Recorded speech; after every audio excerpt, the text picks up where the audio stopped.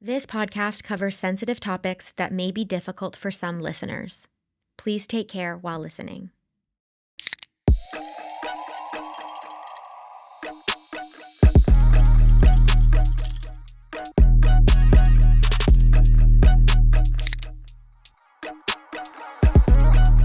Undrunk.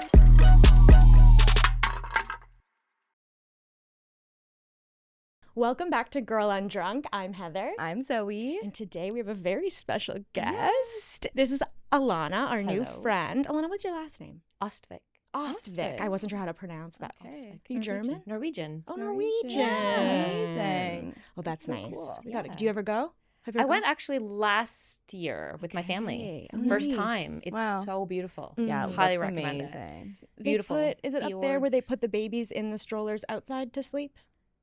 That wasn't that. I No? didn't see any of that. I didn't Okay. see any of that. I read in the wrong country. I read an article. I saw something on Instagram once Yeah. where like somewhere over there in like the magical countries, they like put their babies outside. So it's like good for their immune system. Oh, I mean, that okay. Maybe seems- that happens. I didn't witness maybe. it. That seems something that would be true. Feels like something that would have happened to you. Yeah. It does. It really does. Science says You don't do just that. left me outside for yeah. a little bit too long. Yeah. She's got a little frostbite. It's okay. Little trauma. So, welcome, Alanna. Thank you for coming Thank to you Girl very much. Undrunk. We're so excited to have you. Alanna is what do you call yourself? Do you call yourself CEO? CEO. The Yeah. CEO owner. Yeah. of Pour Sport Wine.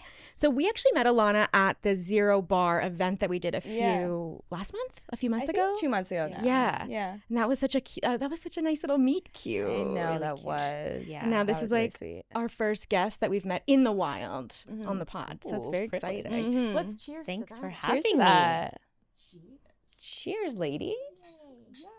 Lovely. Little bubbles. So good. It is so oh my good. god, it's so good.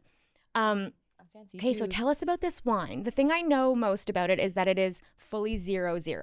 That is correct. Okay, so Yes. tell us what that means. Yeah. Well, so I'll tell you kind of like how it Yeah. works. So it's de-alkalized wine, so it's made traditionally like real wine. You know, the grapes are fermented, goes through the same traditional process. Then it goes after to get de-alkalized through a process called vacuum distillation.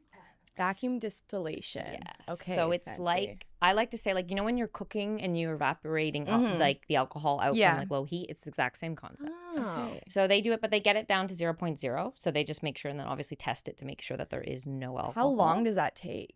Like process? It's not long. I'm Okay. like, from what I was told, it can be like 10 to 20 minutes. Oh, Just, wow. Like, very Okay. quick. Yeah. I It's thought it just was like gonna be, quick like, and easy. days. Yeah. Wait, Okay. Yeah. is this like a big vat? Yeah. Okay. Pretty much. Yeah. It's Okay. like, yeah, I can And- show you. It looks really cool. And where do you do it? Where is it? So this specific wine is from Spain. So the wine is made in Spain. This is an Aryan sparkling white. And then it actually, they send it to Germany. Okay. State of the art. You know, the Germans have all the Yeah. really great machinery there, and they send it there to get de-alkalized, and then they bring it back and Okay. send it out, and I import them. And then they bottle it from Spain as well. Yes, so they Okay. actually bottle it on the spot there because of Okay. like contamination, right? Got Because it doesn't it. have the alcohol That in it makes to sense. kill Right. germs. Yeah. Oh, So okay. they got to be, there's like a very like, you know, regimented process to Yeah. make sure that right after they get in the bottles and then they sell them. Right. So is that generally why most non-alcoholic is at least like 0.5 just because of germs and stuff? And I think that, to be honest, a lot of them do it to keep a little bit of that taste. Okay. Right? Because the Interesting. rules are like it can be qualified as non-alcoholic when it's less than 0.5. Yeah. 0.5 or less.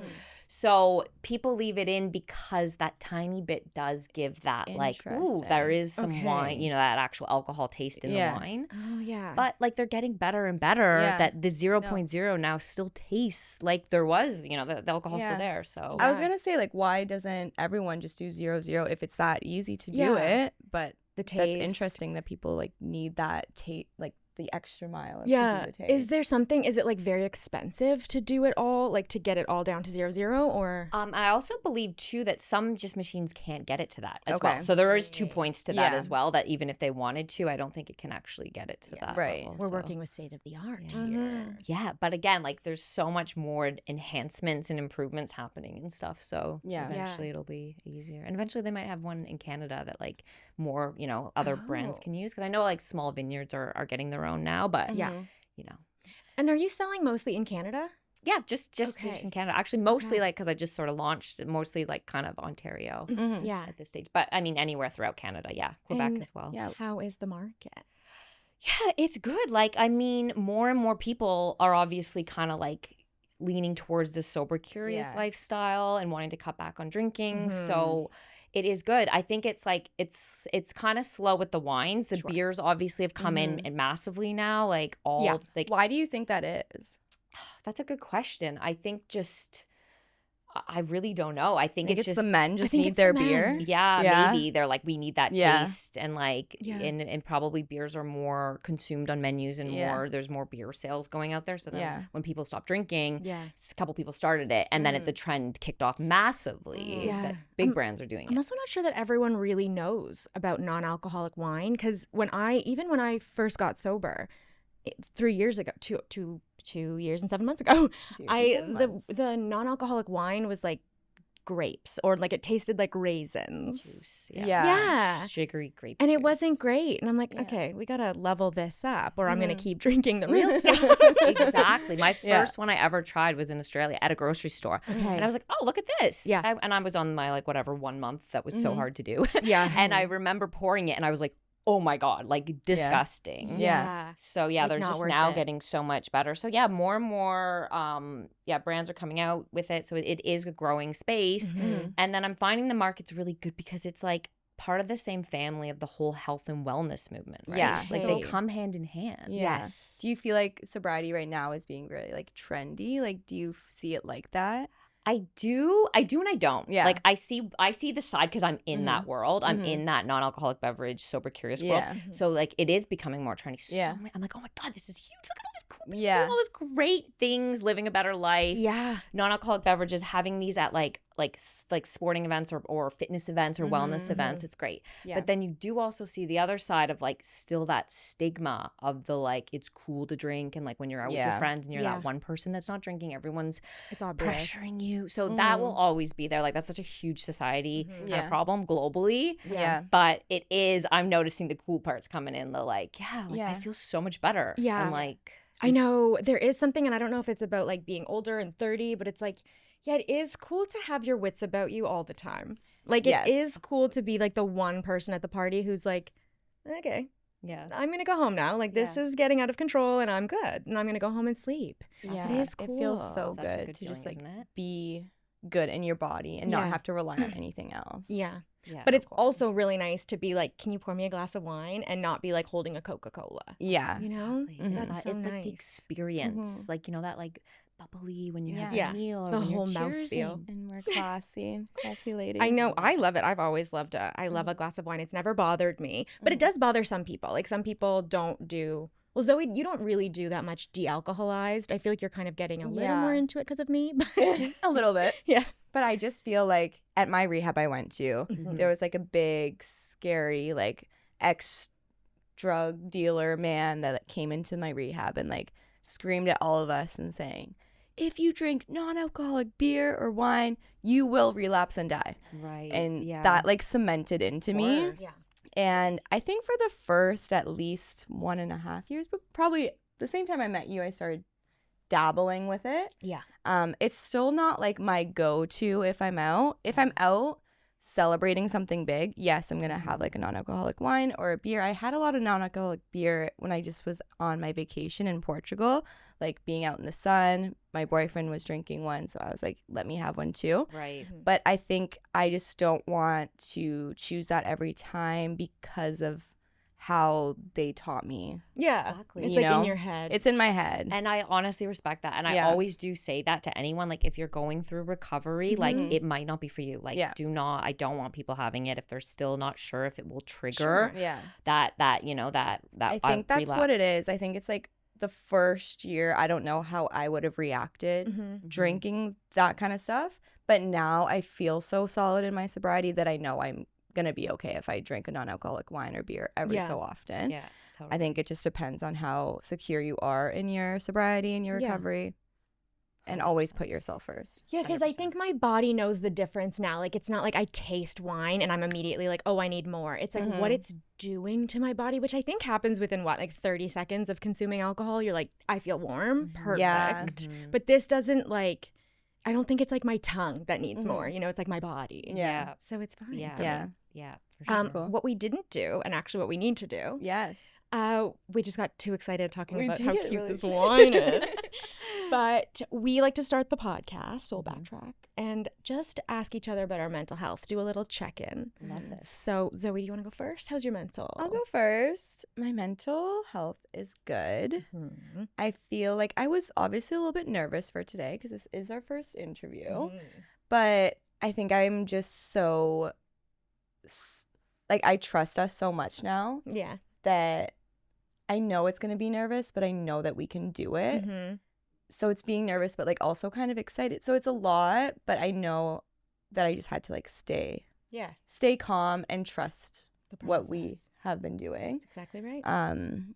And yeah, I feel like my 3 years just went by, and I don't know, I think it's just another day. It's good to celebrate it, but also it's just another day. Yeah. And there's so many more days to go. It's true. And it's just a process. Like, it's just a continual sobriety. It's good to take a moment and celebrate. Mhm. But now, like, we did it. It's keep it amazing. moving. And we keep moving forward. Yeah. Did you have, because after my 1 year, I was like coming up on my 1 year, I hit it, and then I was like, oh, I now feel what? like, I feel like that did happens. it, you know? With your first year, I think that's a very relatable feeling. I felt like that in my 1 year. At my 2 year, I was just started going back to the meetings and like still not doing like everything I should be doing at the meeting. So I was kind of like stagnant and not knowing what I'm doing with my life. And now at 3 years, like I'm sponsoring people. We have this podcast. Like I feel so good in my sobriety. I definitely feel the best after this 3 years than my second or my first. Like So this good. is Amazing. this is amazing. Congrats. It's Thank you huge. so much. Yeah, it's Yeah. fucking major. It's so Yeah. cool to be able to like look back on 3 years and be like, wow, how much I've changed, what Yeah. I've done. And it's like, yeah, only because you're fucking sober. Like, Yeah. it's so weird. Exactly. Right? I know. I Like, couldn't thank have done God. anything No. if I was drinking. But like it's also really cool and exciting to be like, oh my God, what am I gonna do in 3 more Yeah. years? You know? I know. Yeah. So mental health, I'll give myself like a solid 7. Okay. Yeah. I like that. I like that. Yeah. Not too high, not too low. I Not like too it. low. Did you just bump your nose on the I mic? did. We have different faces. How even are though- you? How's your I'm mental good, health? I'm good. Okay. Oh. Oh. My mental's good, actually. I'm in a good mood, which I know isn't mental health, but it is a good mood. Mhm. I was very proud of myself that I went out last night with you, Mhm. because usually I don't like to go out on Thursdays because I I get know. too stressed, Oh, and I like to yeah. clean the house, and I like to just sit in here. But Manifest in here. Yeah, I do. I'm like, Good things are coming. I'm like, if I go out, something wrong will happen. Like this will all blow up. But no, I feel good about that. I feel like we're in a good. I feel like I'm on a good road. I'm moving. I feel myself moving. Last week I feel like I was hanging off a cliff. This Now we're week, I feel moving like off I'm the not. cliff. You're off the cliff. Yeah, I'm off the Amazing. cliff. It wasn't the worst cliff. I Okay. had a good grip, but I definitely was on there. Oh no. Yeah. Now I'm moving. I feel good. I feel like I want to go dating though. I want to go dating. You're really excited to be talking to people. Yeah. Good. Well, at least you waited for you to be in a better space, right? Yeah. Because when you're dating, when you're not feeling good, it's not going to work. For you. Yeah. Oh my God, no. And I mean, who knows? I feel good today. I might feel horrible tomorrow and then be like, never mind. I don't want to see you. Ever. Yeah. Happens. And Yeah. that's, yeah, I know like a lot of the time I would like plan dates and then be so excited the day of, and then just like Bail. when I plan the date, I'm so excited. Yeah. And then when it gets to the day, I'm like, I don't want to fucking see you. Oh my God, story of our life. I literally booked like 4 events for me and Zoe to go to. And then there was like the one that came up and I was like, yeah, we're not going to that. Like I booked that when I was in such a manic. I'm like, cool, we'll do this and we'll do this. We'll go see Fortune Feimster and then we'll go to this event. And then I'm like, nah, I'm too tired. I do the exact same Yeah. thing. It's Yeah. like, we have so much energy now. And Yeah. you're like, oh my God. And then Yeah. everything. Yeah. And then you get there and you're like, okay, like What was I Yeah. one thinking? thing at a time here. This is Exactly. too much. Yes. Alanna, how's your mental?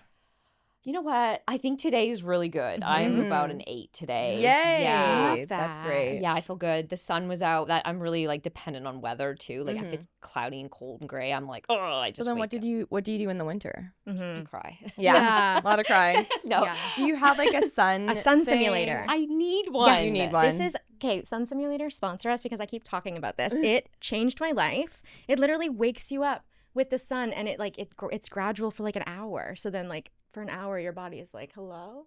It's so nice. In your room, like Yeah, it's like a alarm big clock orb. thing. Yeah. So you just like put, I want to wake up at like 6:30, and then it'll start at like 5:45, getting like brighter. It's really helpful. yeah, I really need does. that. Yeah. Tell us how you got into the wine itself. We'll go into like your sobriety journey, but the wine itself, I want to know all of it. Like how did you come up with it? How are you distributing it? Like I don't know anything about this stuff. Well, I think like I'm like my own use case kind of, because like when I got sober 3 years ago, similar concepts as you were explaining. That first year, you're just like really into your like just deep down trying to sort of discover being like giving something up that was a whole part of your life and like just kind of understanding that. Yeah. And then after that, you gain that confidence and you're just like, I'm going back out and doing everything I was doing, which unfortunately, everything I was doing usually involved having a drink with you in your hand, like events and concerts and dinners and you feel so much safer with something in your hand. Exactly. Yeah, so much safer. Exactly. So for me, like I never even also didn't really know the non-alc beverage scene or kind of wasn't too into it. I was just like, oh, got water. But I noticed that, that like that stigma or that questions or the people like, why don't you have something, why aren't you drinking? Why is everything okay? And like, it gets a bit old. I'm like, oh. Like I'm not pregnant. Yeah. Like, I'm an alcoholic. Exactly. Yeah. I love that. I'm confident with my stories and all the different kind of journey I had with alcohol, but like in explaining why I don't drink. But you're like, oh, just shut up. Yeah. Like, and again, I like the experience of one. So I learned that I missed the people and the community and connections a lot. And that was sort of why I was drinking, I think, a lot as well. So, and gaining those bad habits with that because they were so like tied, like, associated. And then I ended up trying a really good de-alcoholized wine from Italy. Okay. And I was like at a bar and we were like, and I was like, oh my gosh, this is amazing. And just everyone was just chatting. Like it felt like I was like back drinking again. Okay, cool. Because it was that experience. And I was like, this is great. And it tasted good. And again, it was like bubbling in the flute. And I was like, ooh, I like this. You're like, and back home, babe. Yeah. And it just was like, oh my God, I started looking into the non-alc beverage space. And then that, kind of got into the sober curious world and all the different things that are going on. And I just really quickly jumped on the business and decided to start my own. Yeah. And like there was a clear gap. Yeah. Well, it just seemed like a cool thing. Like I had energy now too. I've always wanted to do my own thing. Yeah. But it had to be the right thing that like I value, that I understand.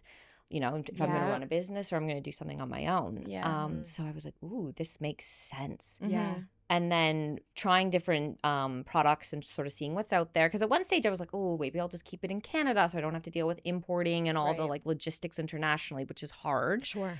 But they just didn't have the quality and the right ones. And at one stage I was going to like think of just having like a, like a toast, like a juice kind of in a nice wine bottle and like flavors. And then I was like, no, I want the real thing. Yeah. Like I want that traditional wine made the right way. And then, learning about the 0.0% and everything. I was like, cool. So I started, just opened up Pour Sport and I guess officially went live December last year. December last year. Yeah, That so is it's almost like the 1 year. Almost a year. Almost a year. Are you gonna have a party? So I think I have to. You have to have a party. Okay, I have to have a party. Yeah, we just invite ourselves. Yeah, we'll come. Totally. You're there. Yeah, and it's around holidays, so it's a fun time. That is really cool. That's so exciting. Oh, that makes December. People need something like that, like for sobriety people. They need something like that. Exactly. I want to go out and hold a little wine glass, and then leave and be in bed by 10:30. But that's fine. That's exactly. neither here nor there. The soberest like party, everyone will feel great the next day. Oh, I know. I always think that. I'm like, anytime I think like I want to be drinking, which isn't often, but if I have those like glimpses of like, oh, it'd be nice to get fucked up right now, I'm like, yeah, but tomorrow I'm gonna be like lying down in the shower. Yeah. So that's not fucking worth it. Yeah. So no. Looking forward is always best. Yeah. Like, okay, but no, I'm gonna be like this tomorrow. Yeah. It's so nice. It's so nice to like go through the checklist and be like, nope. Great. I would rather just drink this. Yeah. Okay, so you're like, I I want to get into this. How do you do it? Oh, it's a lot. Yeah. I don't know. At first I'm like, how hard could this be? Well, right. Yeah. Like, I come from a project management background, so I was like, Okay. okay, I got the operations down. I can deal with this. But it's a lot. Like, it's just, all, like I said, the logistics of importing and labels and regulation on what you have to put on them and like all the rules and then like figuring out what you're going to be ordering and who you're selling it to and who's distributing it and like how that's going to work. And it's just like, I'm literally learning day by day. Yeah. What's like the biggest like hump you've had to overcome like with doing it? Probably again, like just going out and educating people at restaurants and stuff about getting like, there. Yeah, like again, because I'm passionate about the product and why they need it, it comes really naturally to me. Like it's not like I'm in some sales job and I hate it. Like I'm like, I love this. But you do get a lot of people that just are like, yeah, get out. Like I don't want to talk to you. Really? Like, Why? well, I think because still like some restaurants want the alcohol sales because that's what brings in a lot of the profit for them. Yeah. And that does make sense. Yeah. And I'm not anti-alcohol for though. Like again, I'm inclusivity, right? I'm not saying you need to have a whole sober menu and that's it. Like I think you should at least have one. Exactly. And at Milu, they didn't have I any. know. Yeah, I was a little options. surprised last night when we went. I was like, not even one like sparkling something. Like, okay, just an Aperol spritz or whatever. Exactly. So, which I don't like. Yeah, you didn't like that. I don't like them. I don't like bitter. Yeah, I'm much more just like the wines and the beers. Yeah. But yeah, so I tell them, you know, the space is moving into like people drinking less and Gen Zs aren't drinking as much and stuff. So like you're going to kind of have to accommodate eventually somehow. And having a menu that has all the options is just, again, opening the door to more people that can, you know, come in and have a more enjoyable experience. It's like when you put like a gluten-free or a vegetarian. Yeah, like before agree. people were against that, but now menus have like all the options and they classify what they are for everyone, right? Yeah, and I guess it moves quicker in the city. Like we'll see more non-alcoholic things in the city than we will in like London. Yeah, exactly. When you started this, who were you assuming you were going to sell to? Oh, that's a good question. Like I think I wasn't. Because anything I do is like for me. Like we're like starting the podcast. I'm like, this is for people like me and for like you. Yeah, well, that's what I said. I was my use case. It was like people like me that like want to go out and enjoy community connection. It was sort of, just people that are in that sober curious. And then it was, of course, the ones that I know that cannot drink alcohol, people that are either struggling with addiction, people that are training for something, right? I have friends that are like, I'm doing an Ironman. I'm not drinking for 3 months before. People that are girls that are pregnant, you know, all those kind of thoughts were running through my head. It's the health and wellness that like I said, was the more that I didn't expect as much because I thought I'd just be like, bottle shops, restaurants, like all that dining experience. But then now it's opened the door since I've went live that it's like all these people want to like I probably get more people interested at a health and wellness event than at like a food and drink show sometimes. Okay. Yeah. That makes a lot of sense actually because it's like part of the lifestyle. It's like, oh, I can do this and still be like that fitness girl, that Pilates girl, but have a glass of wine. Exactly. Because the Pilates girl still wants to like post their cute little non-alcoholic thing and go out, but they don't want to fun. Actually drink. Exactly. Yeah, exactly. Were you thinking a lot about addiction in this? Were you like, okay, this is going to be good for girls or people who cannot drink, or was that kind of not necessarily the focus? It was a little bit of both because, like I said, I did have that addictive personality. But it wasn't just to be like, because to your point, sometimes you don't want to like push it on someone that has an addiction. Like I would hate to make it that negative impact where it, you know, they're triggered. But I did think it's great for, people that used to drink a lot because it's such a habitual thing. Like, you know, like, and not just people that were addicted so badly, but like people that even just like are like, just grew up drinking alcohol and like it's always in your family, it's always at your events and they want to stop or they want to take a break. Like, here's an alternative, have it in your fridge. And then if other people want to drink, they can, but it's the options, you know? Yeah. I was just thinking about this. Someone, maybe Ariane, I'm not sure. Someone was telling me about. Oh no, it was Rachel. She our boxing instructor, but she boxing coach was saying that like when she grew up, her parents don't drink, but her boyfriend's parents did drink growing up. So like the way I don't know if it was him or if it was her friend or something, but the way that they assume like you have alcohol with dinner, you have wine with dinner. Right. That was very much my house. Same. So going to someone's house and they're like, oh, we don't drink wine at dinner, that's weird to me. But to her, she was like, no, it is weird to drink alcohol every night at dinner. Like, that is weird. Like, oh, we have different processing systems, because like, I just thought it was like borderline healthy, Yeah. you know? Yeah. And it just was a Yeah. thing. You like, hard day, long day, you know, have a drink and then watch Jeopardy. Yeah. That's like what the vibe was. And it never Yeah. was like violent. So Yeah. it just felt normal. Exactly. But it is interesting to like, oh, you guys weren't doing that? Not everyone is doing that. Did you grow up in a drinking household? Totally. Yeah. Yeah. Like wine at dinner? Wine at dinner, Yeah. beers, like big fan, like huge family. Everyone's like drunk and cheersing. Yeah. Like that's just what I grew up with. Yeah, Yeah. for sure. Does your family drink still? Some of them do, some of them don't. Okay. Yeah, it's actually like a split. Actually, very 50-50. Did they get sober when you got sober? Like, did they stop as much when you stopped? I think people were more mindful for Yeah. sure. And I actually, like, one of my cousins did stop because Okay. I did. And she saw me Nice. feeling really good. She was like, Yeah. she was like a photographer for some of the product shots Oh, and stuff. amazing. And she kind of was like, oh, and I said this, Yeah. I feel so good. And Yeah. like, you know, we grew up in this family where there's lots of drinking and stuff, but like you can feel really amazing when you Yeah. stop. Like,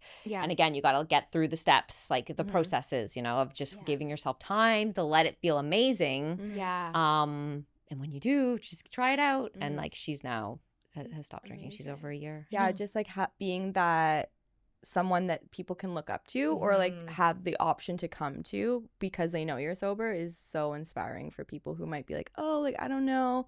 But being able to show that you are having a great life now Mhm. is amazing. That's why I always recommend rehab. When people are like, how'd you get sober? It's like, yeah, go to AA. Obviously, rehab if you want to go. It's expensive and some places. But I'm like, it gives you 30 days minimum to feel good. Like, it does. Like, then you can actually feel 30 days, no alcohol. And the stress of it isn't there either because you're just a baby. Yeah. And I love that. And then you're like, now I can feel good. And when you leave, you're like, I don't want to let that go. Right. Yeah. It's really exactly. nice. For sure. So you stopped drinking 3 years ago. Yeah. So let's get into it, shall we? Let's get into When did you, or actually, why did you stop drinking? Well, I think like I started like at 16, I guess, or Okay. 16, 17, I guess, sort of when a lot of people do in high school. I loved the party. I loved the, you know, I couldn't sit at home. Like I would never, if Okay. something was on, no matter how tired I was, no matter how hungover I was out all Yeah. the time. Party girl. Party girl. Love it. Definitely party girl. But I never gave that up. You know, people are like, Yeah. oh, high Yeah. school was a lot or university was a lot. I was like, well, I kept going. Yeah. Yeah. Again, I my drinking kind of career was all of the things. Like I went from being like a break and just doing nothing, like abstinence for a couple months, to then being like balanced of like a couple glasses throughout the week, one at dinner, you know, in control, to then just, oh, only weekends, but the week's fine. And then to like some days are like just drinking because I'm like dealing with something. Right. And then having that me be much more dependent on it. COVID was rough. I found like that's when I was like, oh my gosh, I'm just breaking boundaries and I'm feeling really shitty and I'm not in control as much as I thought I was. To then like sometimes where literally I felt like I was just drinking all the time and like again it was taking over. So I went through and I go back and forth. It was never like a consistent up. It was like jumping around, which was like kind of worse in a way because then I'd be like, I'm fine. Yeah, I went 2 months without drinking, so I'm Yeah. okay. Yeah, but then I I don't have have a a binge all weekend. Exactly. I was just listening. Dak Shepard, of course, he's my everything. He has a new show, Your Mom's Car, with his best friend Aaron Weekly. And they were just talking about that, how both of them, it's like, thank God we were clearly, and we're like this, like clearly addicts from the get-go. Like there was no gray area for me. It's like you either drink till you die or you don't. Like there wasn't ever, I never had little moments of control. Even sometimes you were like, oh yeah, I stopped drinking for a week because I knew I could drink at the end. I can't do that. Well, I didn't drink for 2 weeks because I got a DUI. Sure. And then I started drinking again. Right. Maybe if Like like all because of it. You're like, I feel so shitty. Well, my and you're parents were like gonna kick me out if I drank again within the 2 weeks. So I was like, okay, I need to live in a house. So I didn't drink for 2 weeks, and then when that 2 weeks was up, I got fucking hammered. Yeah. There's never been, and maybe also because most people didn't know what I was doing, so no one really tried to get me to stop.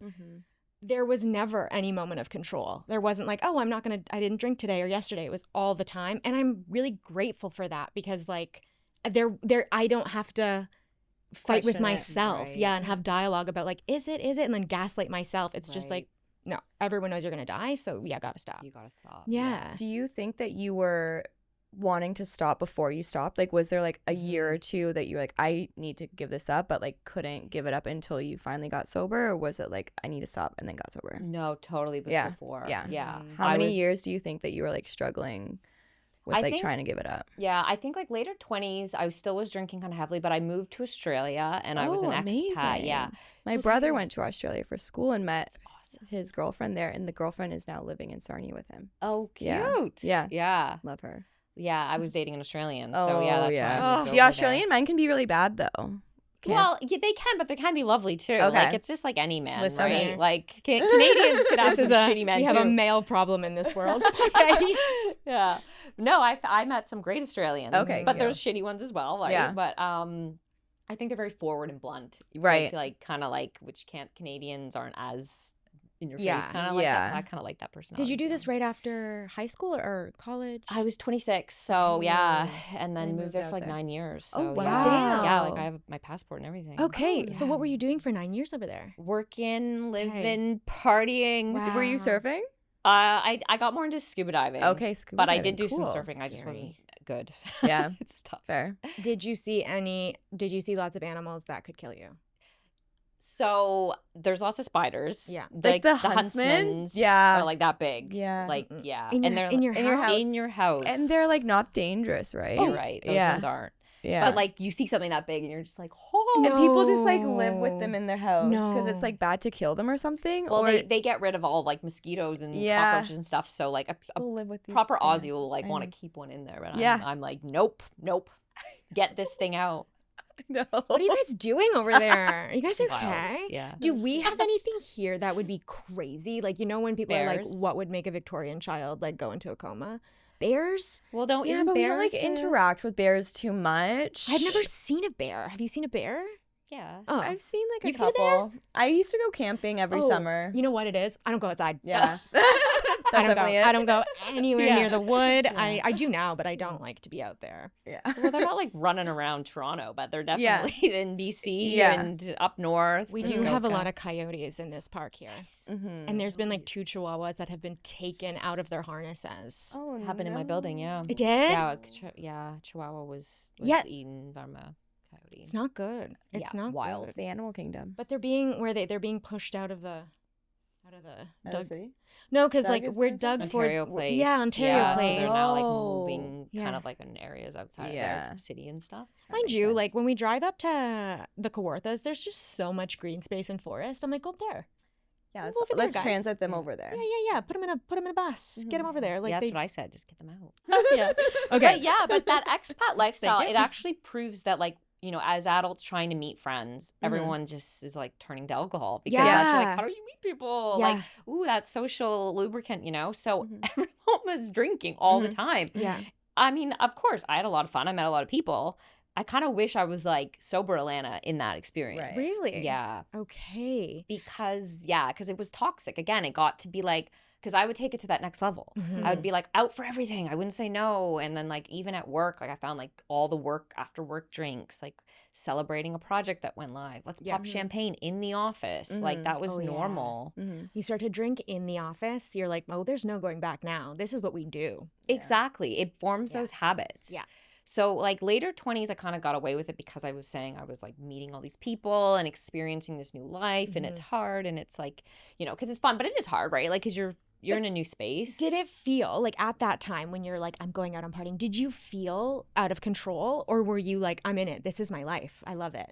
Half and half. Okay. Yeah, that's why it was the okay. struggle. Sometimes I was like, this is fine and I'm Yeah. in control. And then other times I was like, I'd wake up. I think that's when I was waking up and wasting days. Mm-hmm. I was like, what am I doing? Like, I'm lying in bed watching Netflix, Uber Eats. Like, Holy this is shit. brutal. Like, how much longer do I do this? Yeah. I know, like, imagine how many days we wasted. Oh, So many. so many days. I know. I used to think about I- that too. I'm like, I'm going to be on my deathbed looking back and being like, oh, so I wasted my whole life just Uh-huh. lying here watching Gilmore Girls over again. Yeah. Like, you know? Yeah. I'll still do that, but I'm not drunk. It's okay. It's okay. still Fall. different. You have It's to watch Gilmore different. Girls. Yeah. It is different. Now It's I remember different. what I'm watching. Yeah. That's like Yeah. we always, it'll be like, have you seen this movie? And it's like, yeah, but I was drunk, so I guess I should see it again. Yeah. Like, I don't remember So anything.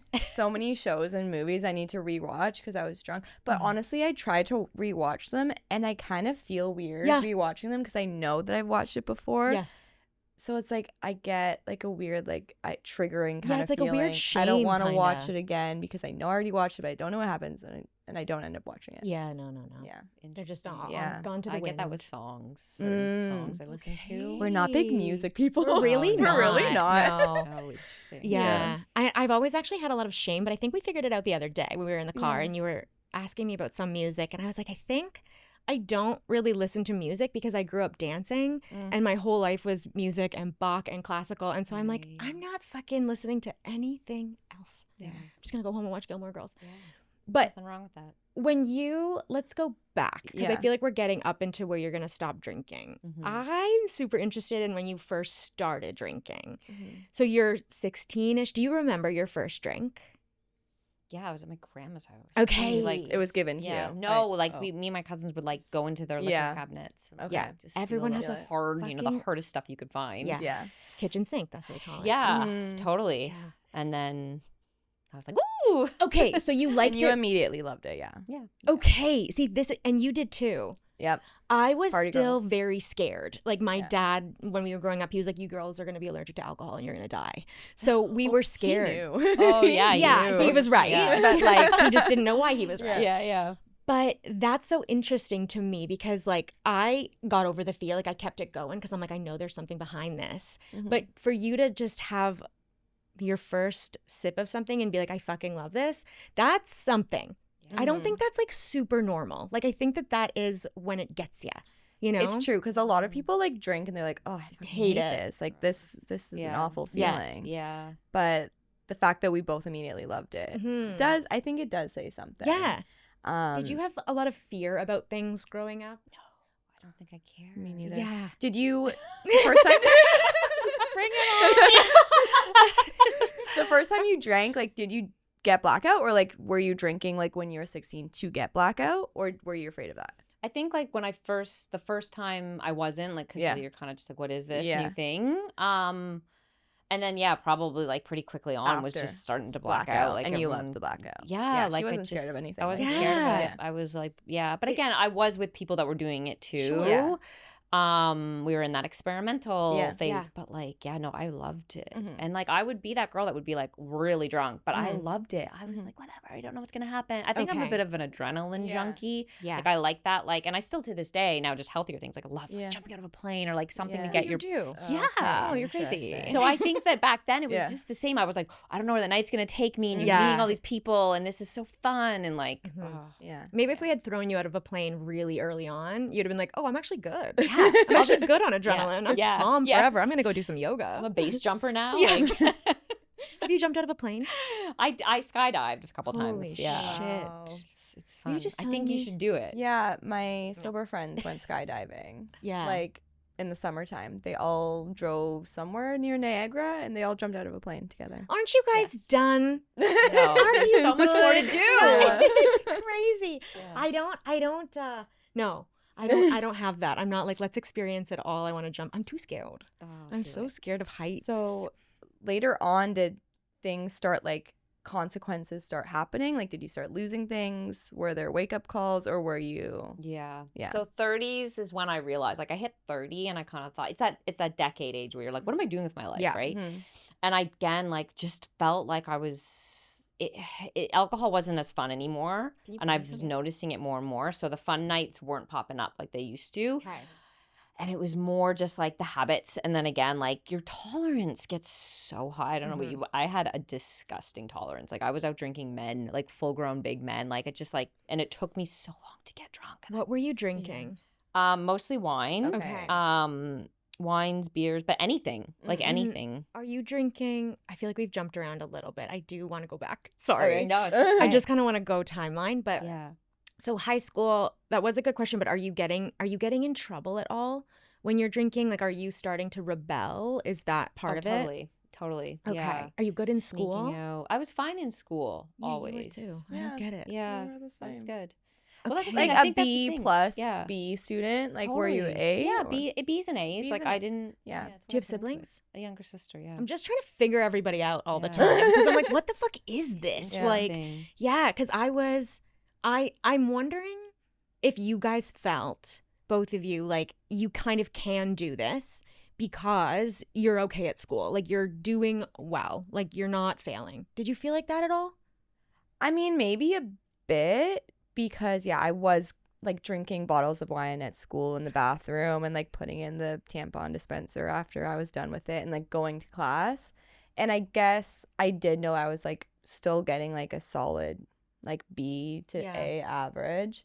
I guess I was like, yeah, like this is fine. This is something I can keep up. Yeah, that's so interesting. Do you feel like you were like that? Yeah, I definitely. Okay. Because I was like, again, that balanced. Mhm. I was like, it was my reason to get like my excuse. It was my reward. Yeah, because I was like, I was always like, yeah, had good grades, Mhm. into sports, like Okay. MVP of my swim team in high school. Like I always was really like an overachiever. Mhm. And I tried hard and I had hobbies and tons of friends and, Mhm. you know, and then like, so you're like, okay, I can do this. Yeah. I can have this. I can handle it all. You didn't, Yeah. I didn't even think it was a problem. Yeah. Like I did not think it was a problem until so much later. And I think a Mm. lot of people also were in that same boat. They're Yeah. just like, okay, well, this is kind of the way we are. But When do you feel, I'm assuming this happens, when do you feel like, okay, everyone's doing this, we're all good.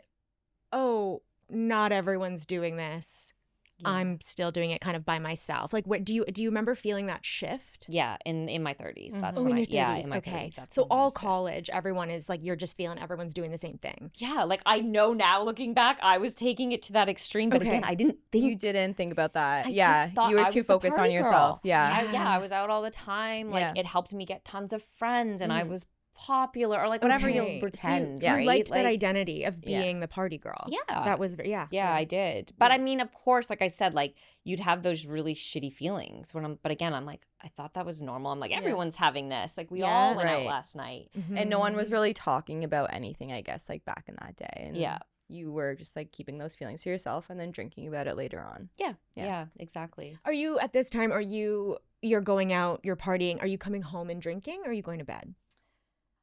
We'd always after party. Okay. We never stopped. So Okay. and that's where I think the problem was, is because Mhm. I'd probably start drinking with a bunch of friends, Mhm. and they'd probably have a few drinks and then go. Mhm. I'd have a few drinks, go to the party, Mhm. drink with all the Drink with party the party. people, and then find an after party. And I think Yeah. that's like where it gets dicey, because it is that thing where like everyone is doing it, everyone around you is seemingly doing the same thing, Mhm.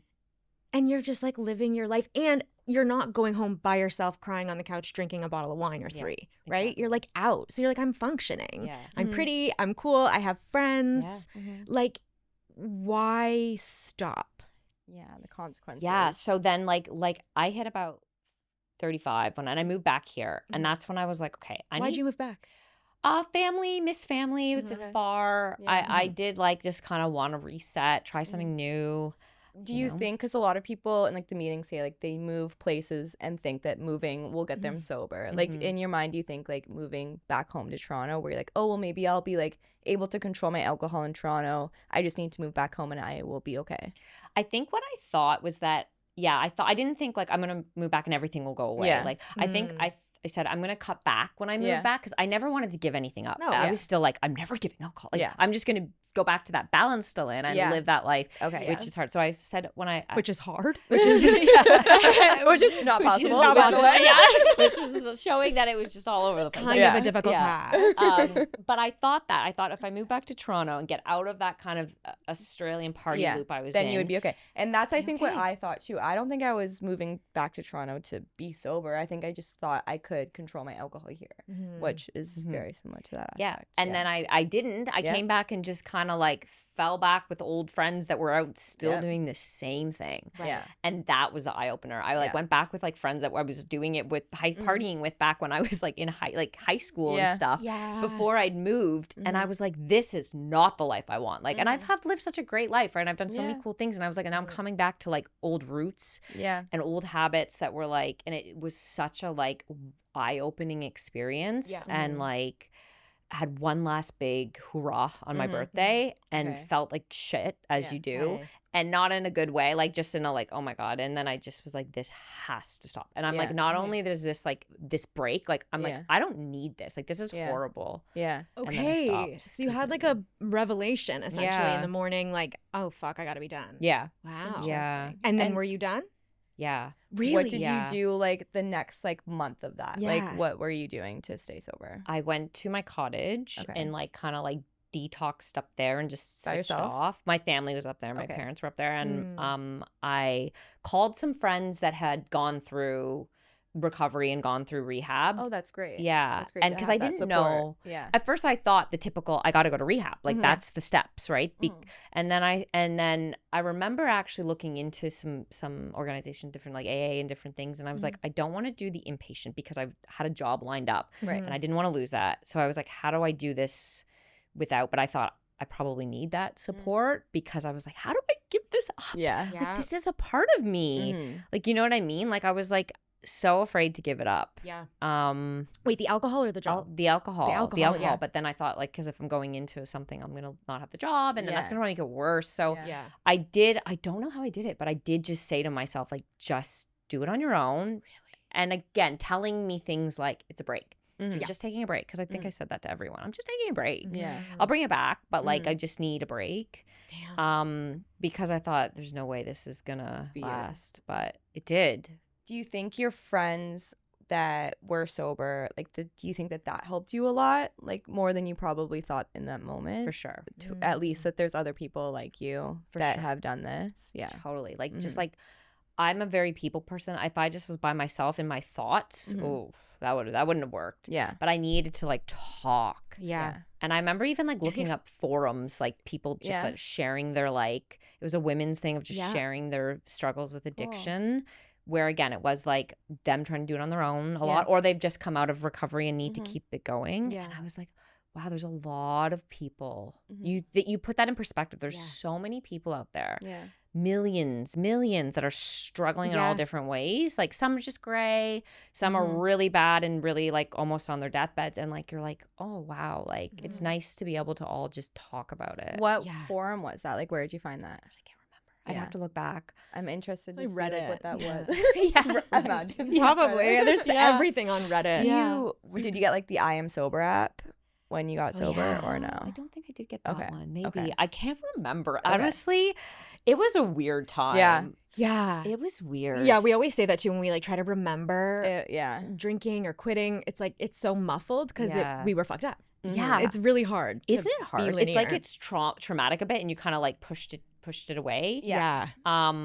Because I do now, like, I'm like, I feel great and like this, but then I realize it's hard. Like, it's easier said than done. So I get why not everybody is just jumping on this sober train, Oh right? my God, like, it's hard. Well, not only is it hard to stop, it's hard to then live your life without being able to mask it, without being able to be drunk. That's fucking crazy. So when I was getting sober, I was like, there's no way this is going to stick because my life sucks. Like, I'm so traumatized. I'm so depressed. I'm so fat, which like I bring that up a lot, not to body shame, but like that was my everything. Like it was crazy how much weight I had gained. And I was like, what? Okay, I'm just going to get out of here and do what? Just be sober. Were you bigger when you were drinking? Oh. I can't imagine you. You're so little. She was bigger. I'll say it. I call myself Miss Big because it was wild. Oh, wow. She mine calls herself as big as a house. As big as a house. I really was. Oh my gosh, I can't and imagine. It's so funny because when I got out of rehab, it was like 45 days and I was like, I'm so thin now. I'm so cute. I was not, but I had such a good mood. I had such adrenaline from completing rehab that I was like, I'm so cute. I'm going to go buy new jeans. Size whatever. But yeah, why did I bring that up? Oh, just because it's fucking hard. Yeah, it's hard. It's hard to... I'm so impressed by you and people who can do that, get sober without going somewhere. I don't trust myself. I would lie to myself about it. I think I would think, I mean, how many times did you do that? Wake up and go like, okay, I'm done. I'm not drinking anymore. And then 2 seconds later, you're like, the bottle of wine is under the pillow. Yeah, you know, it just would never, I don't know, that strength of a revelation. I don't know it. When you woke up, did you have to like throw out all your like liquor in your house? Did you like get everything out of the Yeah. house? Yeah, I did. I had to get it all out. I don't know how. Like, I really don't know how. I'm so grateful that this superhero Yeah. power came out of me that just said, like, fucking stop. Yeah. Like, I don't know what that is, it but must be like the community of her friends that were sober. Like, you knew that it was possible for other people, and you are such like a strong woman always. Like, even when you were drinking, you were doing other things, and I think you were probably just like, well, if other people can do this, then I can fucking do this. You know, I like think maybe that's that was a true. part of it. Yeah, you're kind of like, you're hearing other people's stories. Yeah. And it's like, that's what was helping me get through a Community, lot of it. right? Like Community's she huge. found people to talk to and relate to, and it doesn't seem like you weren't doing it alone. You were still talking to other people.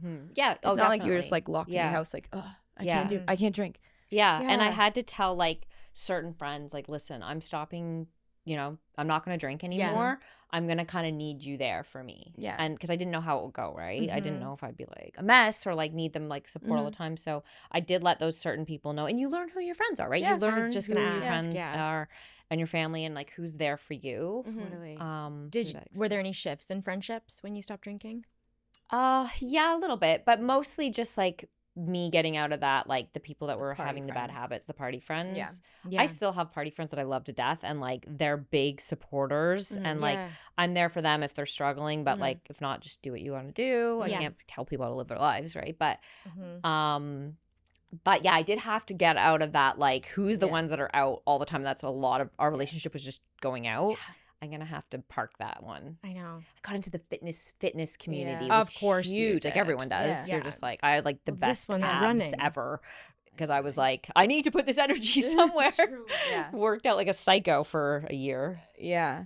I guess that's it though. Like, you did find community and other things, even if that's not like rehab or the meetings. If you have people to talk to and people that can help you and like guide you through this, that's all you really need. For sure. It's switching those habits, right? Like getting a group of people that are going to go out and go to the gym with you and then just grab a coffee is like so nice. It's so nice. I know I try to give myself a schedule. Like, I'm up every morning at like 6 a.m. and I'm like, just get something done. It just feels really good to do. Yeah. When I got sober, I spent the first year of sobriety mostly sitting in my house and just being like, if I can't go outside, nothing can touch me. Like, I can't get alcohol. And I didn't think I was being like a recluse, but I think it was you. Like, Zoe was the one that was like, yeah, we got to go out. We got to go to dinner. And I'm like, okay. Like, being like choosing to be friends with Zoe was like a real lifestyle decision. Like, I had to And be maybe like, that's why it like took us so long to like become such close friends. Totally. Because you were scared to go out. I was scared. Yeah. I was so scared to go out. But then it is so true. It's like, what we know about sobriety is like, you need community. Yeah. Like, I'm not going to find it here in my house. So it's like, it is kind of scary to go out, but once you do it, it's like, no, it's okay. Good. It's okay. Yeah. Was it hard to tell some people that you were choosing to be sober? Like, were you scared of like the shame of that? Or was it like, no, I need to do this? Some I was and some I wasn't. Okay. It really just depended on sort of the relationship. I think my close friends, not a problem, because again, if they're not going to support, then get out of my life. Yeah. Did they think you had a problem as well? I don't think so. Like no one No one knew really the extent, knew or- because again, I wasn't like surface level. I looked fine, right? Like that's the problem because I tried so hard to keep it all together. Like I was very functioning. Which a lot of people are, like I said, like so many people, I'm noticing it now. Yeah, like it's insane It is how very functioning insane. because everyone pretends like society makes us think that we should be drinking, right? They're functioning, but I know in the bottom of their heart they're fucking miserable. Totally. And it's sad. Totally. It's so sad. I know. I listen to the excuses of people of like, oh, I just had one or two, or I just had this, or I just had, and like you hear it come out of their mouth, and I'm so aware of it now. Yeah. And I'm like, you're justifying it, and you're justifying it to me. Like I Yeah. used to have like 30 drinks. Like, Like, of course they're justifying it to us because we're sober, and they feel like, I think being sober, when other people look at me now, they like feel bad about their drinking. Like we kind of call people out on their drinking. What we Just don't by want existing. to, You don't just want by to. existing. exactly. Yeah. Yeah. But it is interesting, like the excuses that people randomly tell me. And I'm like, I don't care about how much you drink. Yeah. Bro. Like if you're fine, you're fine. Yeah. Well, there's exactly. also a If you're lot not, of- though, come to me. Totally. Yeah. Yeah. That's 100% Yeah. how I think about it too. Even online, I remember early on, someone, and I think about this all the time, but we were talking about relationships, and I had said something like, if I'm dating someone and I'm sober and I have to be sober, they should stop drinking. Yeah. I believe that. As a person who's dating, I would want my partner to be sober. That's just how I feel. But we got a lot of hate for that. Yeah, because it was like, I am not in control, or I don't have any power over my wife's drinking or her decisions or things like that. And I'm like, whoa, alcohol. It's an interesting one. People were Alcohol's so mad important. It's as if we were like, we want to get rid of guns. And everyone was like, you can't take that gun. Like, it's the same. It's been in our society for so long, and it is so normalized. So normalized. And it's one of the most dangerous. It is. Like, I was the only watching drug, right? That people like say you have a problem when you don't. Yeah, I was watching. Do you watch The Valley? Do you like reality? Are you watching reality TV? I watch it sometimes. Yeah. Okay. Yeah. Did you watch Love Is Blind? I have watched this last season. Okay. Bits and pieces here and there. Yeah. Holy shit. Well, I don't watch it. I watch a guy watch it, and then he reports back. I pay on Patreon to watch this guy Chad Kulchin, who watches it and then comments on it. Yeah, that's so funny. I love him it's so probably much. Better. It is way better. But I was watching The Valley, and Danny, one of the guys, has a drinking problem, and it feels very clear. Like, what we're seeing is that he is drinking too much. And someone said, it's like, you know, alcohol and drugs and da-da-da. And his wife was like, drugs? That's a crazy thing to say. Obviously, they're different. And someone was like, well, they're not that different. And she was like, that's a crazy thing to say, to make an accusation that he's like doing drugs when he's just drinking. I'm like, oh, it's the same shit. Yeah. It really is. Like, it levels up when you start injecting things. But I'm like, really, heroin is not that different than wine. An alcohol detox can kill anybody. Like, for sure. The most amount of people die off of alcohol than drugs. That's why they didn't close liquor stores during COVID. Yeah, exactly. People would die, like after withdrawals. I would have died. Yeah, I think it's crazy. Yeah, I was at that liquor store, but yeah, it's crazy, and it is interesting about the dating because, like, what do you feel like? That's dating.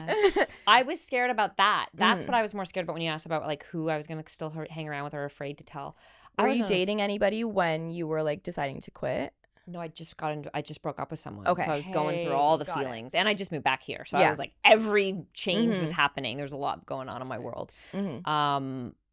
But when I was so afraid because when I used to drink and be dating, like especially on the apps, you know, you can choose the yes, no, I don't drink. If they didn't say they drank, I wouldn't even go on a date with them. I used to literally say, like, I don't trust anyone who's sober. I think that's so fucking creepy and weird. Like, exactly. I definitely don't like it. Yeah. I was like, they can't be fun. Like, you know, like I'm not going out with, like, it's insane. And I'm like, oh my God, I can't believe I thought like that. Well, I have a friend now, but I met her when I was drinking and she like barely drank anything when I first met her. And I was like, she's not cool at all. I hate her.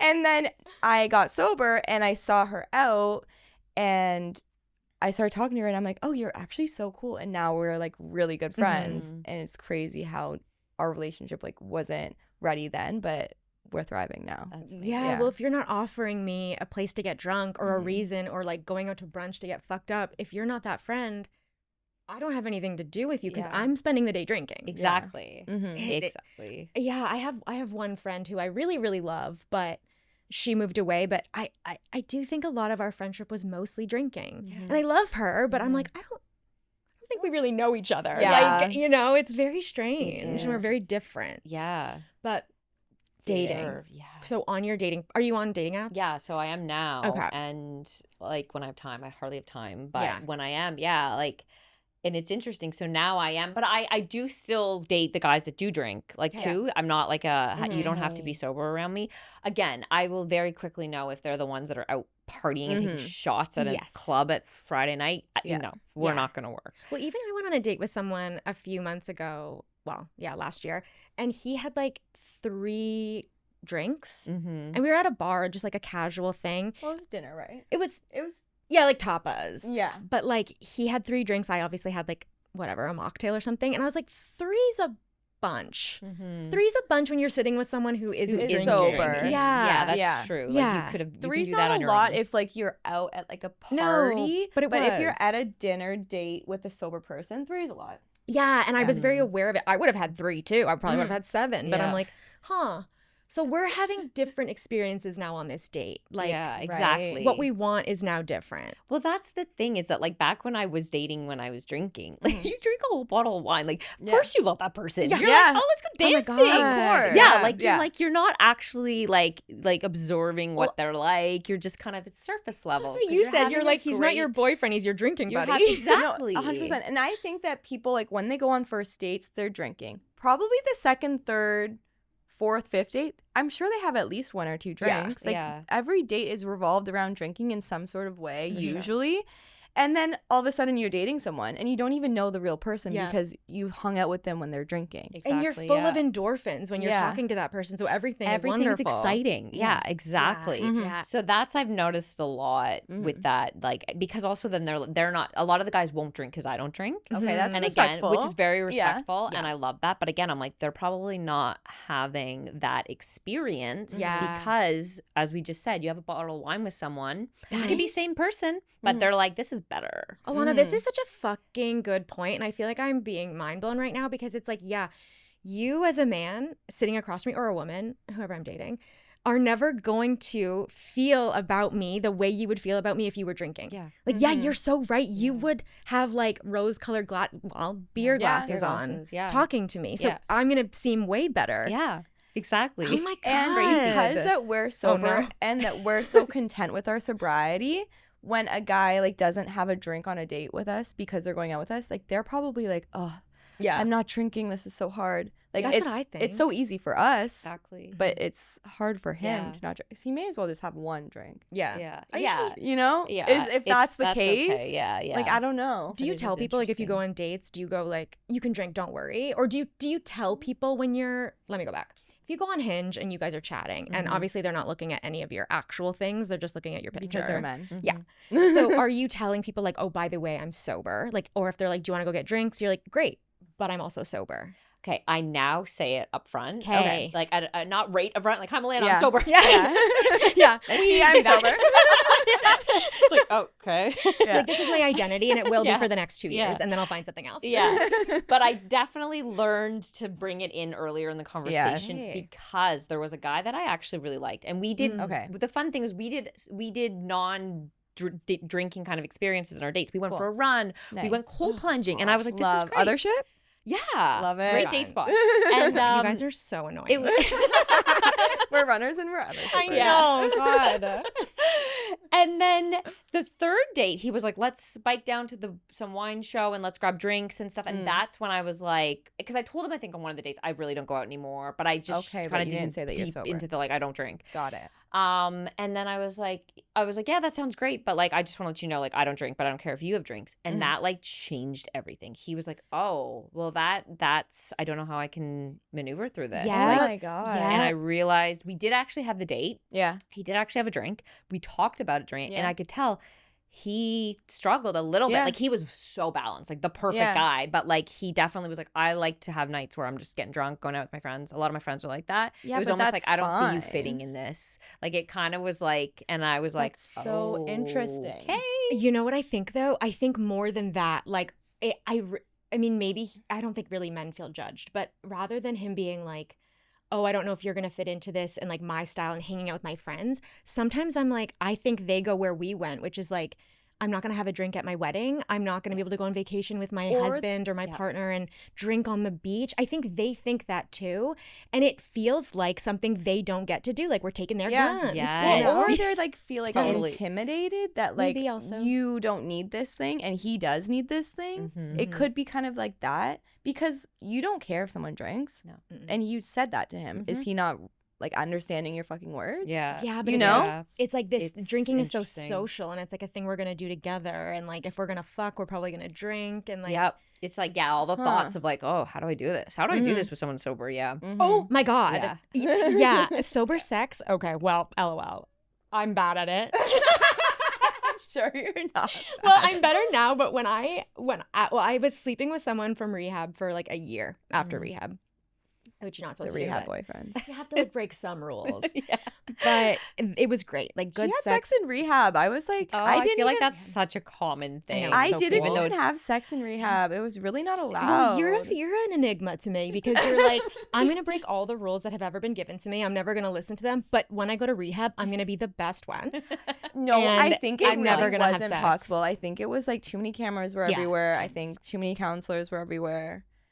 I guess it just like wasn't even an option. If it was an option, I would probably have done it. My counselors were on drugs, so there was more of an opportunity to Her sneak rehab around. is crazy. Yeah, there's lots It's of like a stories whole about that. thing. Yeah. It's Wow. like sexual assault and like Mhm. the counselor like is now dating someone who was a patient there but had a husband and then like made them break up and now I can see a reality show coming on this. I That's, know. like, We should make it. I know, That's but a lot. but then what we Should have make to a show? remember is that Yeah. not everyone is so fucking open about going to rehab and being junkies. And Yeah. I am, and you are, and it's so fun Yeah. because we're on the other side. But Yeah. like people who like True. work in insurance aren't like, yeah, let's film my life getting sober.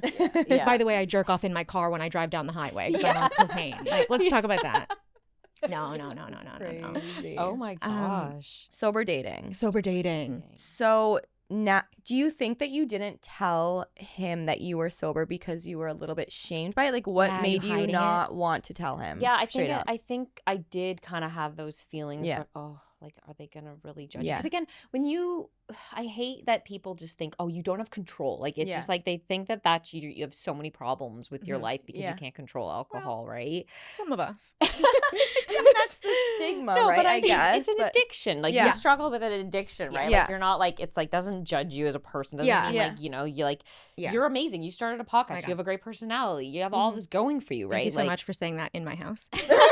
no problem. And yeah, recorded. You know. She's So, gonna listen to that over and over. I and over. know. I make compilations of everyone complimenting me. I'm like, oh, she's so pretty. Thank you so much. Ooh.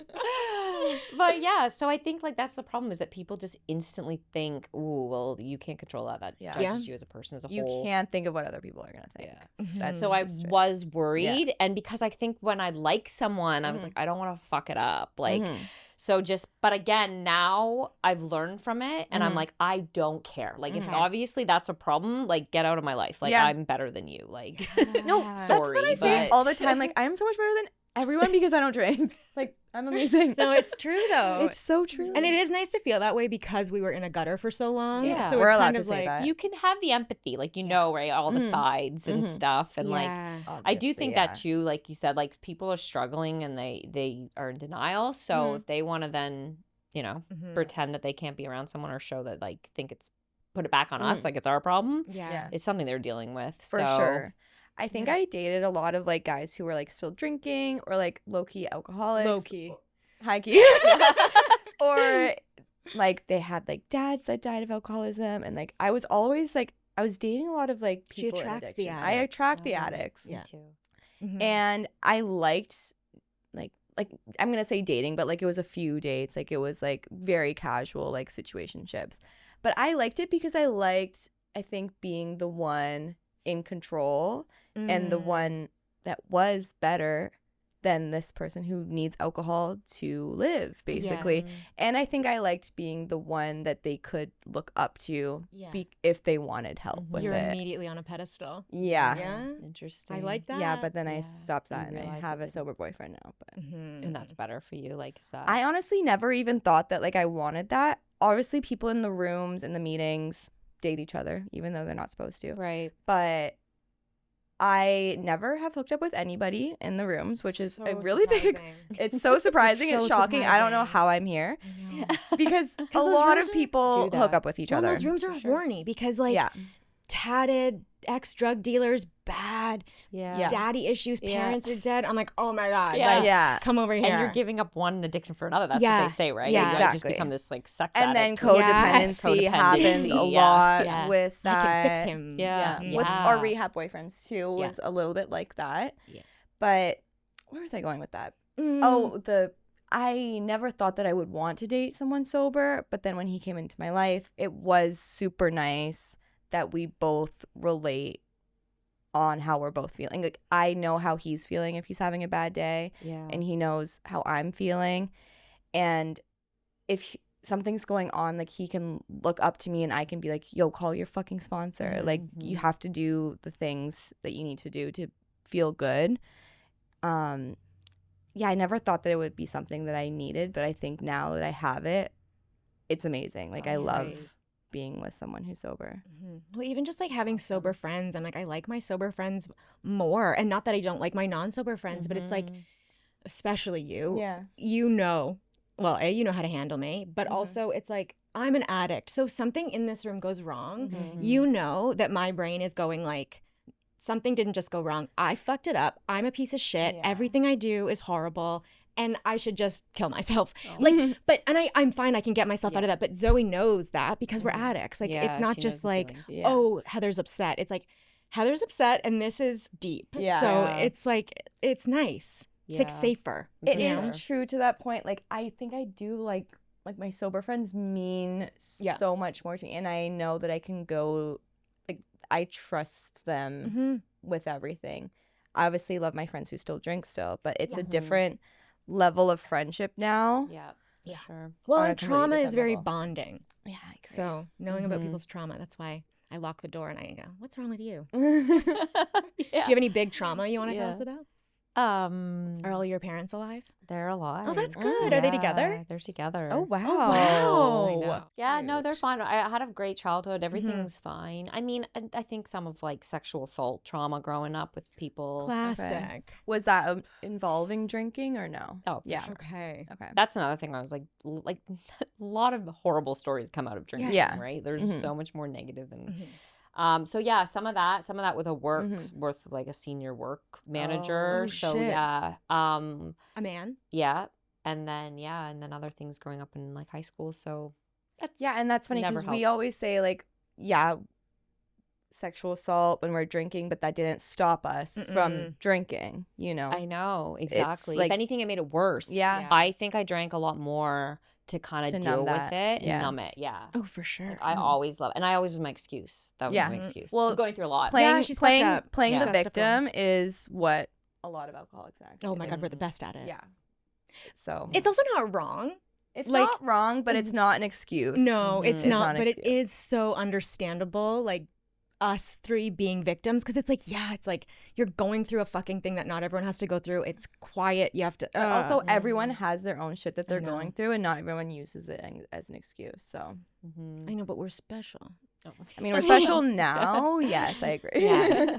Yeah. The I mean, not to get too dark, but who cares? The sexual assault stuff is interesting because what a word, we talk about it all the time, and we do say stuff like that, like for sure we were assaulted when we were drinking. Like I know I was assaulted when I was not drinking, but I also am like pretty aware we were. Taxis, Ubers, parties, whatever, being blacked out, being on the street. It's like Meeting guys in elevators and somehow waking up with them. yeah. Yeah. It is a thing, and I think we talk about it so casually, Yeah. but it is one of the big risks in drinking, and also just one of the big risks of being a woman, honestly. And I think it's scary when like your guy friends want you to drink a lot, or like, you know, you're like, we have a friend who is like, I'm hanging out with 9 guys tomorrow, and like they're my friends, and I'm like, okay, and I love her and I trust her, but I'm like, oh, this is crazy. Like, you know, men together drinking, it's not great. It's one of my biggest like focuses in life is to not let men hang out in groups larger than 3. They're too Unless it's dangerous. sports or something, you know. Even that I don't like it. Yeah, it's crazy to think like, drinking, because that shouldn't be the excuse, right? I was drunk. That should never be like, you know, an excuse for anything bad to happen to anyone. But it doesn't make the situation easier. Put yourself in like these vulnerable spots where you would not even have come close to that when you're not drinking.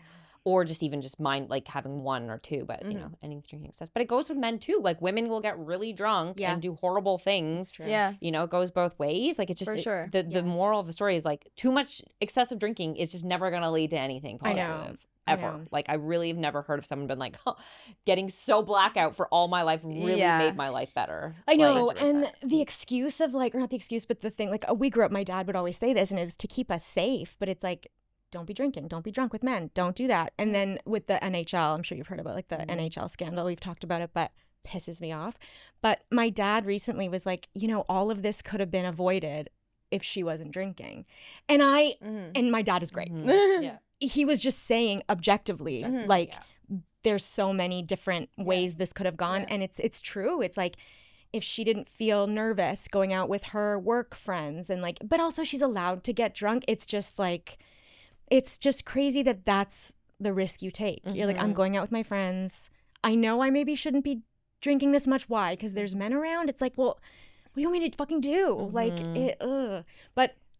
but it is like, that is the truth. Like, women have to keep themselves safe. And unfortunately, that is going to be the thing. Like, well, she shouldn't have been there. She shouldn't have gone back. And it's like, it's always like the girl like drank too much. It's yeah. never, like, the guy. And it's like, that's bullshit, because nothing should ever happen to anyone's body. But at the same time, it's like, oh shit, women, I think we actually really can't be drinking like that, because men aren't thinking. It's scary. It is very scary. Especially at such formative years too. Like you were saying, like the first time you have sex, the first time you go on a date, you're drinking. And so everything after that is just like more alcohol, and then whatever happens, it's kind of my fault, I guess. Yeah, it's hard. It's Damn. really tough one. So now, well, I think what the last thing I kind of want to ask you is, because we've gone through sobriety. Well, there's two things actually. One is about the wine, and one is about just life advice. I'm still very upset that the restaurants aren't understanding that there needs to be a non-alcoholic wine. Like that, They are, like, they're just slow. Well, actually, my question about that is, how much is this wine? So retail's $28, and then wholesale will be obviously cheaper if they're buying in bulk. So for a restaurant, like $18. But that's the same. Yeah. Right? Yeah. Is that, and is all of your wine the same price? Yeah. Well, right now I just have the two products. So it's. But restaurants losing money, I guess, because you're, if we have a glass, I mean, we're going to go through this bottle, but like if you have a glass, you're not necessarily putting down 3 bottles, but like, that's true, you're not losing that much money based on like the people that are actually sober that are going to come in, you know? I think it's a whole bunch of stuff. It's like the space too. Like they only have a certain amount of space. So it's like, well, it's that product or this product. What's going to go, you know, like there's a whole bunch of variables. So I can't, and again, every restaurant's different. Like some of them are so excited to get non-alcohol options. Like the mini rosés are at a Michelin star. They're at Edulous Michelin star. So already like a Michelin, and then even like a couple guide that are on the guide. Like, so those, amazing. But it's, you know, it's interesting. It's the ones that put, I think, thought into their menus, because they care about the ingredients and the quality and that experience. Yeah. And I'm sure more people that are sober going to maybe those types of places more than like just going to like a diner or a bar to get fucked up at. Mind you, if I know that there's like a sick mocktail menu or like great non-alcoholic wine, I'm like, we're going. Yeah, that's true. What I mean. It can really draw a bunch of people that wouldn't have gone there. No, I love when we go to Julieta, I always get like the odd bird wine, because they know me there, because I go all the time and they pour me a little glass. Thank you. Yeah, for sure. But no, it is like, I can't say they're all like, every restaurant's different, every experience different. It's just like some of them just don't know about it. They're like, what is this, right? And I guess that's where you just have to like keep going and educate them more. That's why we're doing this. Yeah, so that's why we're doing more people will go to restaurants and be like, oh wait, do you have a non-alcoholic? And they go, oh no, but you're the 5th person to ask today. That's true. Let's get them in there. Yesterday I even do like, what I don't like is when there's happy hour and it's just the alcohol. So it'd be like wine's 50% off, and they actually had a non-alc wine, and it wasn't 50% well, off? he had to go check. And he got this eye for me. I said, well, it better be. So he probably didn't have a choice. No. He's like, it's 50% off. Don't hurt me. I'm scared. Because I get really bitey at these places now, but like in a good way. But more because like I get it. Like now I get it. Like put these options for people and just make everyone have a good experience. It's not that hard. That's all we're asking for. You seem like a very like strong, confident, like personable person. Do you have any issue being in, I mean, I actually don't know if the non-alcoholic space is more male dominated, but the alcohol space definitely is. But do you find that you're coming up against a lot of men in this industry? Or I guess restaurants? It's kind of mixed. Well, like the restaurants, there has been a lot more men, I think, that are like bar managers are running the restaurants. Or families, a couples, a lot. There's like a family dynamic or partner. But no, I'm not like, it's fine. It's fine. Okay, I mean, I get along well with men and women, so I don't find like, they're not like, oh, you little girl with your little green juice. Like, Well, like, you don't seem like that, because you walk in confident. And you know what you are asking for. I do always explain too that like I own this business. Like and then that puts some passion to it, some like that I value this product. I'm not just a sales girl on the street that some guy said, go make your quota and like get these products in. Like I'm like, there's a reason for these, and again, educating them and all that, it helps so much.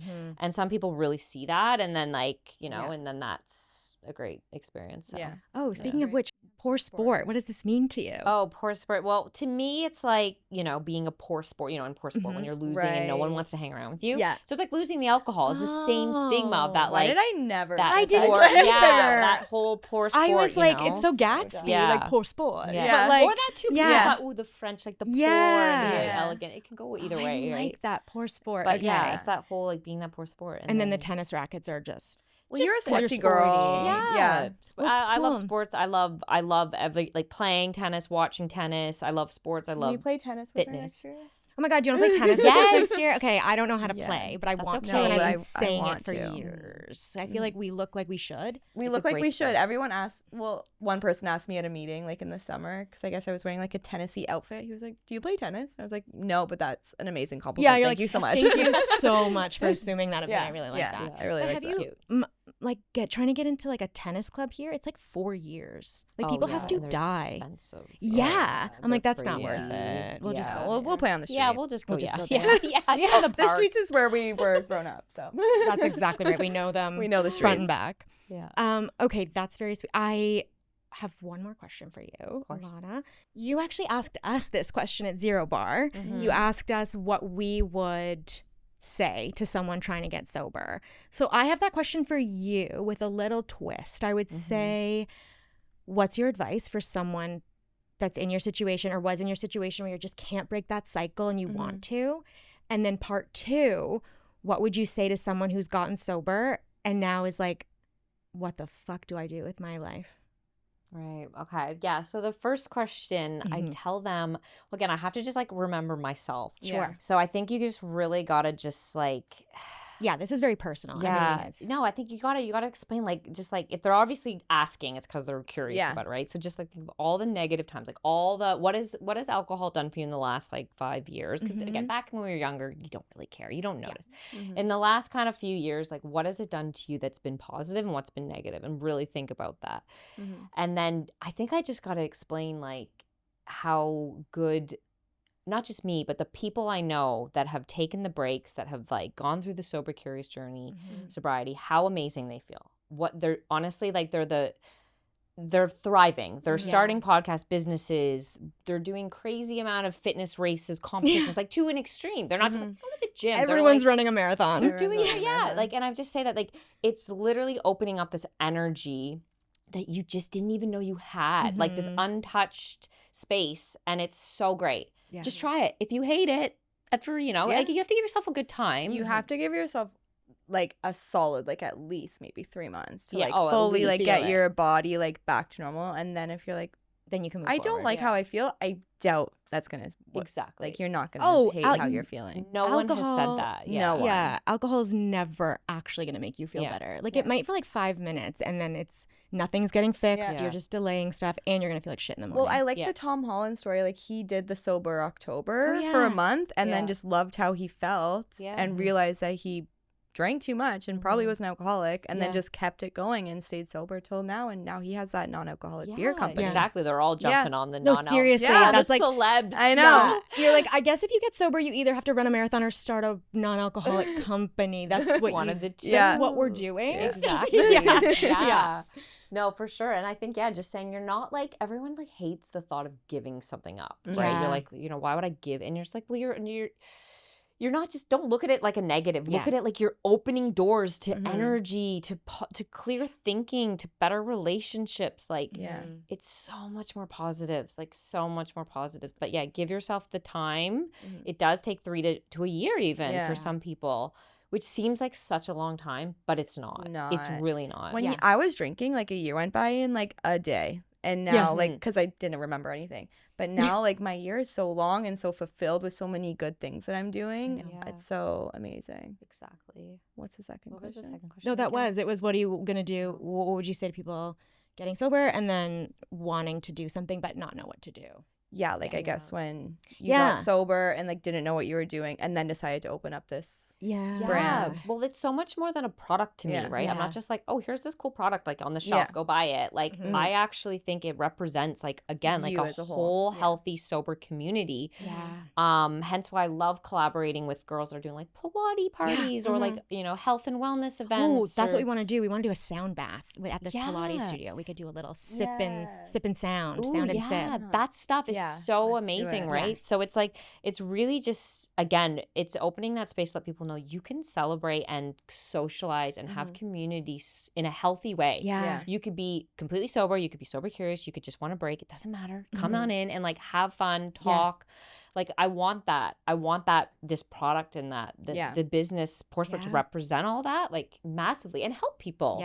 Right? Like, and then of course it's a nice beverage you get to have. Like it's kind of like twofold. So I was gonna ask like, what do you see like coming up next for Poursport? Like, what's your plans for the future? What's your goals? And I guess that's kind of what you just said. That's what I want. Do you do a big goal? Or do you kind of do day at a time? I'm kind of like I can see the future, but I'm like also just like learning so much about just having a business and like taking care of myself too, right? Like it's hard. Like I'm not even gonna like opening a business is hard. Oh shit. And like you times want to be like literally when you're like I used to be like I'd open a bottle of alcohol because I'm just stressed and something really bad happens or something that someone negative comes into the business or like something falls over and you feel so shitty. Yes. And you but crumbles. I'm like nope. Like, nope. Like, you're just going to deal with it. You can cry. You can call your friends. You take a break, whatever. So I am mindful that, like, I got to be, like, day by day, just, like, see what happens with the business. But I do have goals for it for sure. And like I said, I'm loving the collaborations with the health and wellness and the dining experiences. And, again, just anything with, like, community in a healthy way. So I'm just going to see where that keeps going. I'd love to then, again, expand products. So I'm going to have more products, hopefully, next year. Still red, still white. And then, we'll see what happens. I don't know. So exciting. Do you have anything coming up for holidays? Do you have any ideas?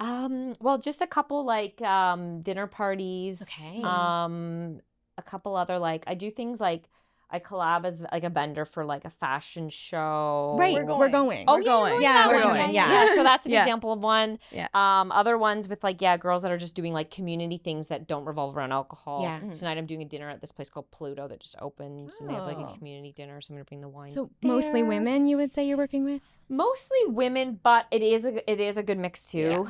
And then get it in more restaurants is a big thing because I love seeing it pop up in restaurants and like I love dining. I love that experience. So it's like fun for me too. And I'm helping support the restaurants, right? Because like I'm telling people to go there.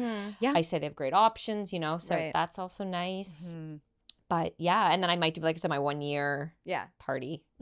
We'll see. No, you must. Yes, you must. December. Do you know what the date is? December 17th is the first day that I switched it on. Good for you. You got to get that tattooed. Amazing. I know. I thought I need another tattoo of something. You got to get a little tennis but I didn't want to get like a wine bottle because that would be the guys that you're going out would be like, you're sober. No, there was a time in college where me and my friend Gabby, we were gonna get either like little wine glasses or guns on our side boob, which I'm like, first of all, guns. Well, I feel like that was like a really Tumblr thing to do. It was so Tumblr. It was so Tumblr, which I'm really glad now because after I gained all that weight, my boobs are now low, and so the gun would just be like, could have backfired on nipples you. and pistols. Down with them. Down we go. Oh my god, so great. No, this is really exciting, and I'm so excited about this. This is my favorite non-alcoholic wine. Truly, I'm not just saying that. It's so good. I appreciate it. It's my dad's favorite non-alcoholic wine. Does everyone hear that? Thanks, Dad. No, Dad's thank approval. you. I'm so happy I met you girls too. Yeah, I me think too. what you're doing is so great because, like we said, people just need to talk about it in every which way. Everyone's dealing with their own journey, and it's so nice to have platforms like this. So. Right? It's so nice. You just come in, pour your non-alcoholic wine, have a girl chat. Yeah, it's love it. I'm gonna come best. here every week. No, I love please it. come every This week. is great. This has been so amazing. Yeah, we're so very proud of you. So proud of you. Guys. And thank you so much for coming. Thanks for having me. Poursport wine. Where is it available? Well, I have it online, so drinkpoursport.com. you can get it. And then there's a couple non-alc bottle shops, Bevies. There's obviously Zero Cocktail Bar in Cabbagetown. Yes, we love. Sober Sips in Barrie. And then it's popping up in other little Toronto places. So follow me on Instagram at Drink Pour Sport, and I post where it appears. Yay. Amazing. Good for you. We will, give her a follow. Pour Sport. Check it out. See what happens. Yay. Thanks, girls. All right. Thank you so much. Hey. That was so much fun. Proud of you all. Proud of you. Bye.